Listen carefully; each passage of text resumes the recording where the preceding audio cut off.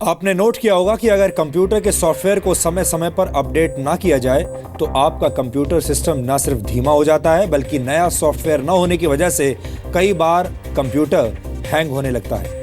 इसलिए समय समय पर सॉफ्टवेयर को अपडेट करना हमेशा जरूरी होता है। ये बात भारतीय सेना पर भी लागू होती है। भारतीय सेना को भी अपने हथियार और उपकरण अपडेट करने की जरूरत है और लंबे समय से ये काम अटका हुआ था, लेकिन अब ये काम शुरू हो चुका है। आज हमारे पास आपके लिए भारतीय सेना से जुड़ी एक ऐसी खबर है जिसे देखकर आपको थोड़ी राहत जरूर महसूस होगी, क्योंकि 20 वर्षों के बाद भारतीय सेना के सिर का बोझ कम होने वाला है। रक्षा मंत्रालय ने 170 करोड़ रुपए में सैनिकों के लिए करीब 1.5 लाख हेलमेट्स का कॉन्ट्रैक्ट किया है। ये मॉडर्न कॉम्बैट हेलमेट युद्ध, घुसपैठ और आतंकवादी हमले से निपटने के लिए खास तौर पर तैयार किए गए हैं। ये हेलमेट्स ऐसे हैं जो काफी नजदीक से फायर की गई 9 mm की गोली को झेलने में सक्षम है। भारतीय सेना को मिलने वाला नया हेलमेट जवानों के सिर, माथे, कान और गर्दन की सुरक्षा करेगा। इसके अलावा ये हेलमेट बॉम्ब और ग्रेनेड के श्रैपनेल्स भी झेल सकता है। सेना की इन्फेंट्री के जवान और राष्ट्रीय राइफल्स के जवान अभी तक पटके का इस्तेमाल करते थे। एक तरह का पटका हुआ करता था जो भारत में बनते हैं। इसमें एक लोहे की ग्रिप पर सिर्फ कपड़ा लिपटा हुआ होता है। ध्यान देने वाली बात यह है कि यह पटका सिर्फ माथे को सुरक्षा प्रदान करता है, लेकिन इस पटके से ना तो सिर की सुरक्षा होती है और ना ही कान और गर्दन की। यह पटका लोहे का होने की वजह से काफी भारी होता है। इसका वजन करीब 2.5 से 3 किलोग्राम होता है। जवानों को लंबे समय तक पटका लगाए रखने से भी बहुत परेशानी होती थी।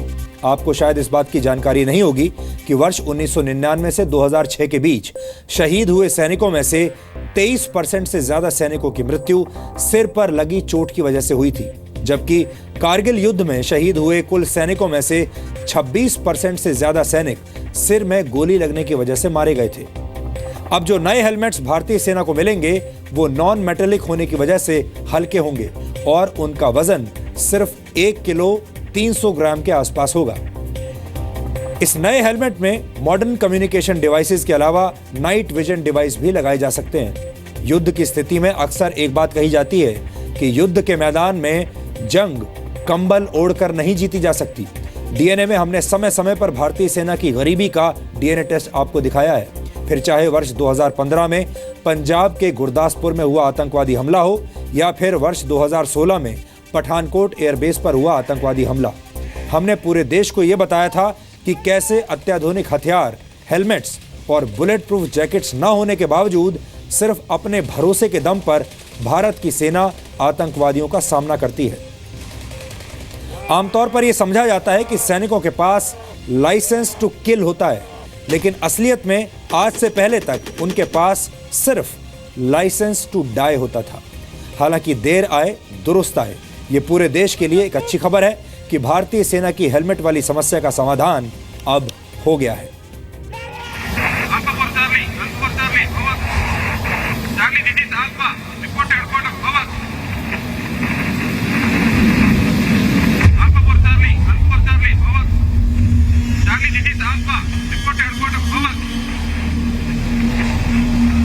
Lieutenant Kalia, come in over.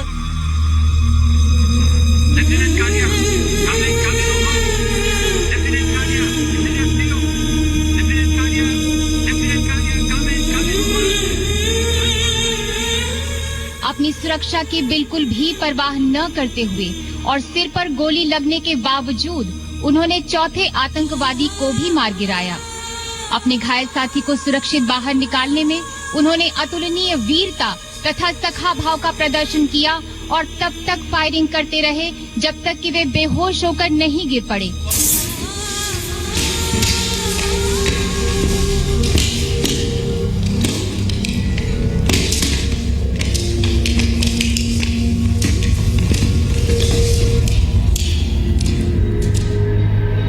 देश के लिए प्राणों की आहुति देने वालों को मिलेगी संजीवनी बूटी।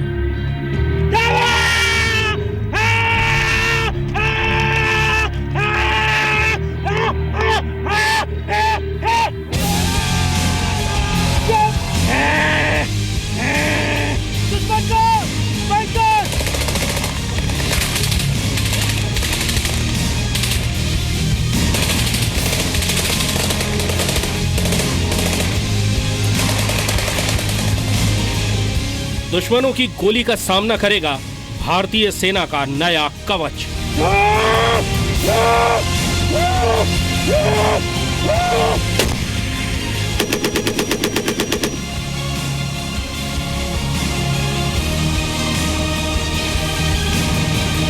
Move!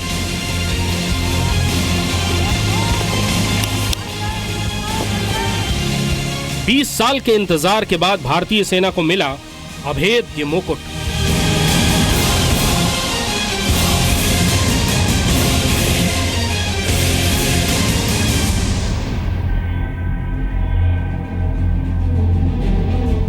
आखिर भारतीय सैनिकों के लिए हेलमेट खरीदने की खबर इतनी महत्वपूर्ण क्यों है?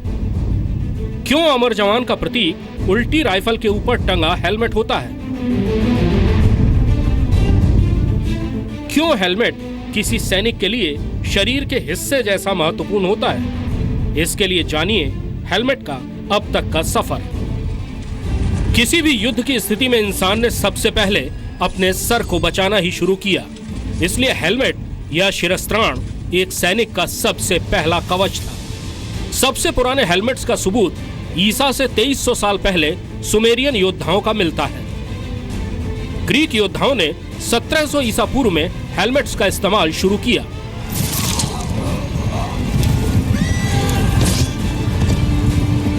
हेलमेट्स को चमड़े, पीतल, तांबे से लेकर बाद में लोहे और स्टील से बनाया गया। ये तलवार, तीर और बंदूकों की गोलियों से सैनिक का बचाव करते थे। विश्व युद्धों में स्टील का हेलमेट हर सैनिक का अटूट हिस्सा होता था। खंदकों में छिपे सैनिक का पूरा शरीर चाहे सुरक्षित हो, पर उसका सर हमेशा दुश्मन की नजरों में होता था, जिससे बचाव जरूरी था। आधुनिक सेनाएं नॉन मेटेलिक हल्के हेलमेट्स का इस्तेमाल करती हैं, लेकिन भारतीय सेनाओं के हेलमेट का सफर अभी तक विश्व युद्ध के जमाने में ही रुका हुआ है। हेलमेट पहले तो बहुत भारी थी, तो नेचुरली परेशानी होती थी। ऊपर से स्पेशली लेटेस्ट से आप सेकेंड वर्ल्ड वॉर में हर एक जगह पे ऑपरेट करे हैं आर्मीज। कोई डेजर्ट में गया है, इतनी भारी हेलमेट जो है गर्मी में अगर सिर के ऊपर हो तो आदमी को जो है थकावट बहुत जल्दी महसूस होती है। तो ऑब्वियसली जो पहला हिसाब किताब एक ऑफिसर या एक सोल्जर करने की कोशिश करता है वो है कि अपना हेलमेट उतार के साइड में रख दो। और ये हेलमेट जो थी इसके अंदर कोई उतना कुशनिंग भी नहीं था। अगर कुशनिंग ना हो तो अगर बुलेट लगे हेलमेट को तो जो ट्रॉमा होगा वो और जो कंकशन होगा वो ज़्यादा बढ़ जाता है। 1999 से 2006 के बीच सैनिकों की मृत्यु के बारे में किए गए एक रिसर्च के मुताबिक इस दौरान 23.4% सैनिकों की जान सिर पर लगी गोली की वजह से हुई। करगिल में शहीद कुल सैनिकों में 26.6% सर में गोली लगने की वजह से मारे गए। खासतौर पर आतंकवादियों से भिड़ंत के दौरान सैनिकों को निशाना लगाकर सर पर गोली मारना आसान होता है और आतंकवादी ये मौका नहीं चूकते हैं। लेकिन खुशी की बात यह है कि लगभग 2 दशक बाद भारतीय सेना के लिए 1,59,000 हल्के आधुनिक बैलिस्टिक हेलमेट खरीदने का फैसला किया गया है। इनके अलावा कमांडर्स के लिए आधुनिक हेलमेट्स खरीदे जाएंगे, जिसमें कम्युनिकेशन की सुविधा के साथ साथ वीडियो कैमरा और टॉर्च लगाने की भी सुविधा होगी। फिलहाल भारतीय सेना जिस हेलमेट का इस्तेमाल करती है वो न केवल 2.5 किलोग्राम से भी ज्यादा होने की वजह से बहुत भारी है, बल्कि उससे पूरी सुरक्षा भी नहीं मिलती। इसलिए आज पूरे देश को ये जानना और समझना जरूरी है कि भारतीय सेना को मिलने वाली नई संजीवनी बूटी कैसी है और उसकी खासियत क्या है। आधुनिक हेलमेट के लिए अंतर्राष्ट्रीय मानक ये है कि वो 20 मीटर की दूरी से चली 9 mm की गोली से बचाव कर सके।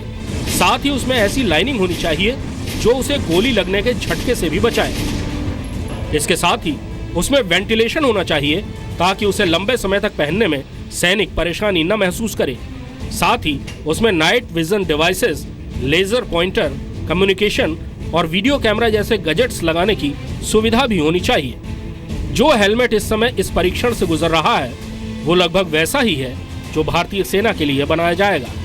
इसलिए आज ध्यान से पूरे देश को अपने सैनिकों के नए कवच की एक एक जानकारी देखनी चाहिए। इंसान जब से इस दुनिया में आया उसने लड़ना शुरू किया, और जब से उसने लड़ना शुरू किया तभी से उसकी समझ में आ गया कि सर सलामत तो सब सलामत। लकड़ी, बांस, कछुए के खोल, जानवरों की खालों से होता हुआ शिरस्त्राण यानी हेलमेट का सफ़र धातुओं तक पहुंचा। पिछली पूरी सदी में लड़े गए सारे बड़े युद्धों में जो सैनिकों के हेलमेट थे वो स्टेनलेस स्टील या बैलिस्टिक स्टील के थे। धीरे धीरे वो कंपोजिट मटेरियल्स में जाने लगे। लेकिन हेलमेट के साथ सबसे बड़ी चुनौती ये है कि अगर उनका प्रोटेक्शन बढ़ाया जाए, उनकी मजबूती बढ़ाया जाए, तो उनका वज़न भी बढ़ता जाता है, जो कि मुश्किल होता जाता है किसी भी सैनिक के लिए उस हेलमेट को लगाकर लड़ना और लगातार काम करना। अब यहीं पर रिसर्च सामने आती है, और अब जो भारतीय सेना के इस्तेमाल के लिए जो सबसे नए हेलमेट आएंगे वो एक ख़ास किस्म के फाइबर से बनेंगे, ख़ास किस्म के कपड़े से बनेंगे। देखने में यह किसी आम कपड़े का थान लगता है, लेकिन यह बैलिस्टिक फैब्रिक एरामिड है, और यही अब भारतीय सैनिकों के लिए कवच बनेगा। फैब्रिक की शुरुआती जांच के बाद ये दूसरा चरण है। इसमें उस फैब्रिक को, जिसको चेक कर लिया गया है, खास प्रोसेस से गुजारा जा रहा है ताकि वो कटिंग के लिए, अगली प्रोसेस के लिए तैयार हो सके, और इसमें जो खूबियां हैं, इसकी जो मजबूती है वो और उभर सके। अभी तक ये फैब्रिक कपड़े की ही शक्ल में है, कपड़े के थान की शक्ल में है, लेकिन अब जिस प्रोसेस से ये गुजर रहा है यानी कटिंग से, उसके बाद अगली प्रोसेस में जब ये पहुंचेगा तब ये धीरे धीरे एक टोपी का आकार लेना शुरू करेगा, एक हेलमेट का आकार लेना शुरू करेगा, और उसके बाद वो आगे की प्रक्रियाओं से गुजरेगा। अब इस कपड़े को काटकर उसे टोपी के आकार में ढालने की बारी है। यहाँ एरामिड से उसी तरह टोपी बनती है जैसे बच्चे खेलने के लिए बनाते हैं। इसके बाद अब ये हेलमेट की शक्ल में मोल्डिंग और कंप्रेस्ड होने के लिए तैयार है।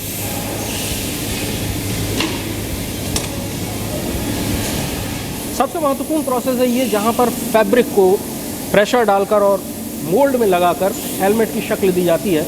ये एक प्रारंभिक शक्ल है एक हेलमेट की, और यहाँ ये प्रोसेस एक ख़ास टेम्परेचर, ख़ास दबाव और एक ख़ास तरीके से की जाती है। यहाँ फ्लावर कटिंग सेक्शन के बाद जो फैब्रिक आया है, अब उसे मोल्ड पर चढ़ाया जाएगा। अब इस हेलमेट का आकार तैयार है। एक कपड़े को आपने एक टोपी की शक्ल में बदलते हुए देखा। हेलमेट का शेल मोल्ड से उतरने के बाद कुछ इस तरह का होता है। इसके किनारे को काट दिया गया और अब ये आगे की प्रक्रिया के लिए तैयार है। हमारे साथ एयर कोमोडोर जीसी मिश्रा हैं। मिश्रा जी, ये वहाँ पर मोल्ड से उतरा और उसके बाद इसको काटा गया जी। इसके बाद अगला कदम क्या होगा? इसके बाद हम लोग इसके अंदर में बीडिंग फिट करते हैं, जो कि आप देखेंगे इस शेल में लगी हुई है। अच्छा, ये जो रबर की बीडिंग, जी जी, इसको फिट करते हैं। ये क्यों फिट की जाती है? इससे आराम रहता है? नहीं, जो एजेस हैं इस वक्त जो है बिल्कुल खुली हुई आप देख रहे हैं। जी जी। इसमें पानी घुसने का डर रहता है, उसको बचाने के लिए, प्लस इसको जब रखते हैं या गिरता है इसकी एज डैमेज ना हो, इसके लिए हम इसको कवर करते हैं बीडिंग से। अच्छा, बीडिंग के बाद ये इस शक्ल का हो गया जी। यानी एक कपड़े, एक थान से हमने आपको शुरू किया था, एक रोल से, और रोल के बाद एक एक स्टेप हमने आपको दिखाई, और अब इसकी शक्ल कुछ इस तरह की हो गई है। अब ये हेलमेट तैयार है भारतीय सैनिकों के साथ मोर्चे पर डटने के लिए।